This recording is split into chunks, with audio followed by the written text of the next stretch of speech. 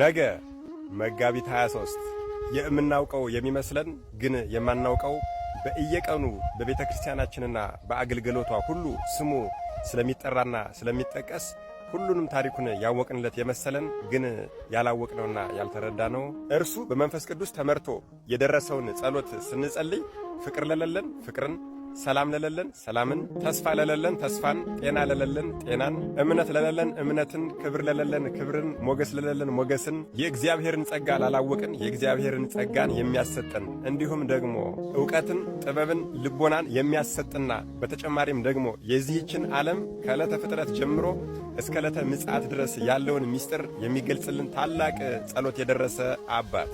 አዎ እርሱ በመንፈስ ቅዱስ ተመርቶ የጸለየውን ይህንን ጸሎት ስንጸልይ አጋንንትን እንደ ትቢያ የሚበትንልን፣ ችግራችንን ውልቅልቅ አድርጎ የሚያስወግድልን፣ በሽታዎችን እንድንድን የሚያደርግልን፣ የትኛውንም አይነት ምድራዊ ጥበብ በእግዚአብሔር ኃይል እንድንሰጥ እንድናውቅ የሚያደርገን እግዚአብሔር ራሱ በአንደበቱ እንደ ልቤ የሆነ ፈቃዴን የሚፈጽም ባሪያዬን አገኘሁት ያለለት የክብር ክብር፣ የምስጋና ምስጋና፣ የውዳሴም ውዳሴ በጸጋ የሚገባው ታላቅ ቅዱስ አባት።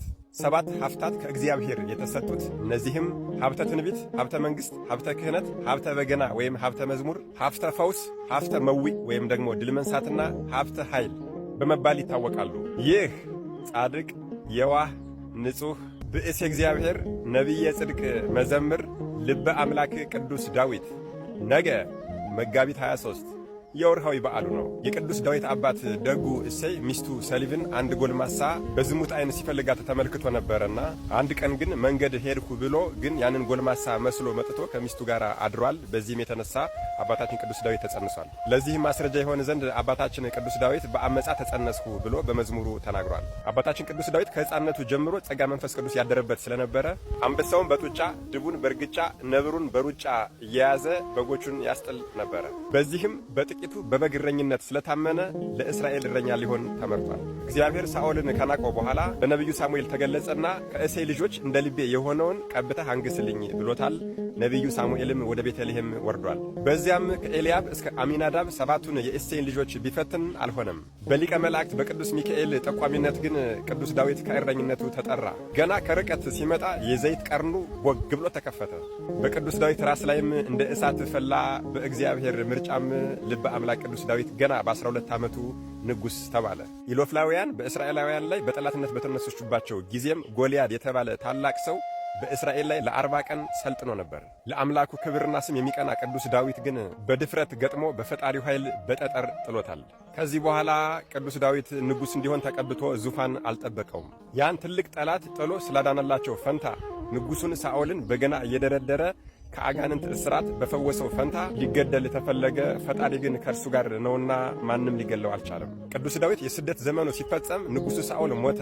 ምን ጠላቱ ቢሆንም እንኳን የሳኦልን ገዳይ አሳዶ ተበቅሎታል። ስለ ጠላቱ ስለ ሳኦልም አለቀሰ። በ30 ዓመቱም ነገሰ። ለ7 ዓመታት በኬብሮን ለ33 ዓመታት በኢየሩሳሌም ወይም በጽዮን በመቀመጥ ሕዝበ እግዚአብሔርን ጠብቋል። በዘመኑ ጠላቶቹን ሁሉ ድል አድርጓል። ቅዱስ ንጉሥ ሁሉ ነገር የተሰጠው ታላቅ አባት ነው። የእርሱ ሁሉም ሕይወቱ ለእኛ ትምህርት ቤት ነው። ሰው ነውና የኦርዮን ሚስት ቀምቶ ኦርዮን አስገድሎ ነበር። ጉዳዩን ነቢዩ ናታን በምሳሌ ሲነግረው ግን በፍጹም ተጸጸተ። ማቅ ለብሶ አመድ ነስንሶ አለቀሰ። ሐረግ እስከ ማብቀልም ደረሰ። እግዚአብሔርም ንስሐውን ተቀብሎ ከፍ ከፍ አደረገው። በንስሐ ለምትገኝ ጸጋም ምሳሌ ሆነልን።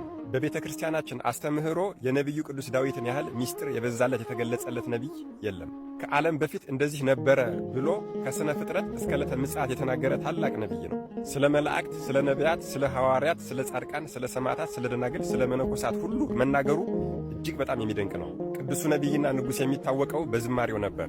ለራሱ ባለ 10 አውታር ለመዘምራኑ ደግሞ ባለ 8 አውታር በገናን አዘጋጅቶ አምላኩን እግዚአብሔርን ያመሰግን ነበር።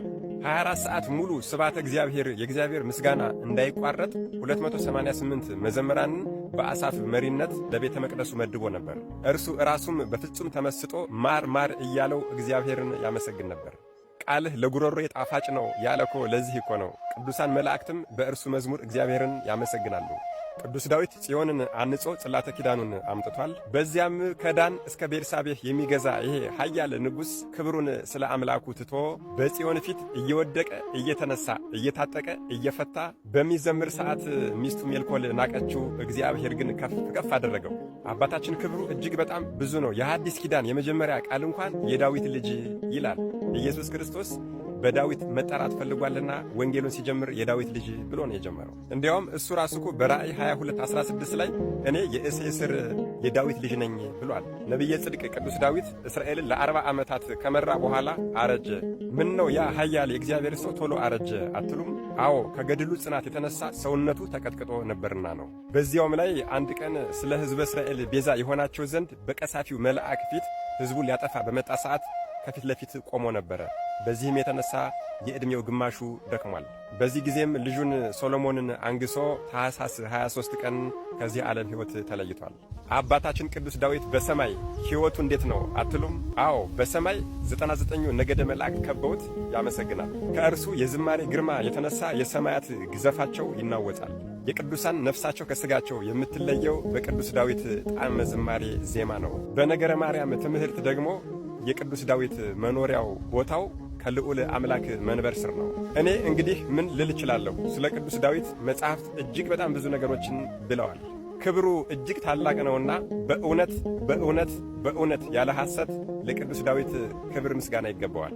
መድኃኔዓለም ኢየሱስ ክርስቶስ ከልበ አምላክ ቅዱስ ዳዊት ከከበረ ቃል ኪዳኑ ከንጹሕ አምልኮውና በዝቶ ከተረፈ በረከቱ አይለየን፣ አሜን።